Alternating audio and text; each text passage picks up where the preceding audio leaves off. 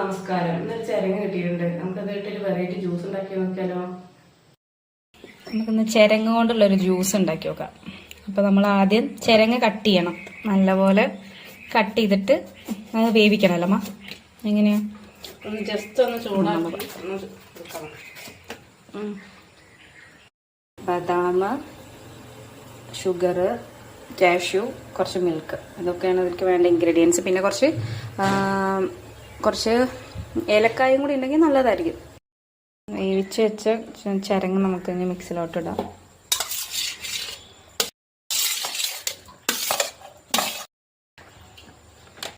പാല് ചേർക്കാം.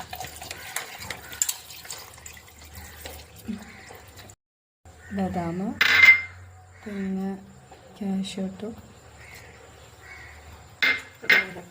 ഏലക്കായ, പാകത്തിന് പഞ്ചസാര ഇട്ട്